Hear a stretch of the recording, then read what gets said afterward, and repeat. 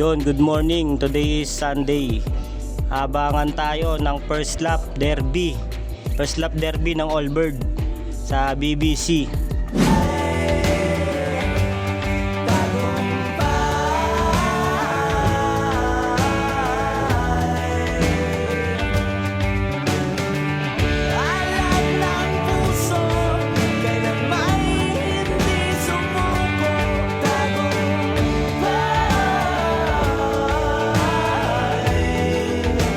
Nagkarga ako ng dalawang ibon doon, yung magkapatid, si 900 at saka si 833.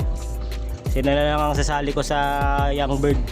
Next week pang entry ng Young Bird Summer Race. Bale, nirelease yung mga ibon ng 6:50 ng umaga. Maaga-aga ang release nila ngayon, kaya maganda-gandang abangan. Good luck sa lahat ng sumali ng derby. Pati sa ibang club, yung may mga abangan ngayon. Good luck sa ating lahat. Sana makauwi ng maayos yung mga ibon. Time check 8:24 AM. 8:24 AM, maaga-aga pa, pero pauwi na yung mga ibon. Ang speed natin dito na 1-2 8:42. 20 minutes na lang, abangan na tayo. Okay, abang-abang na. Saan yan? Yun, 900 dito na. Pasok. Lock muna natin siya. Dito na rin si 833.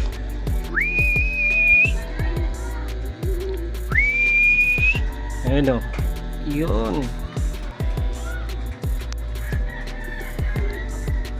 Dali. Pleto na tayo. Time check 8:52. As of 8:52, kompleto na yung dalawa natin. Ayos. Napaganda yung uwi nilang dalawa ngayon Ang napaganda yung dinagdag ko na pabaon sa kanila bago mag-loading.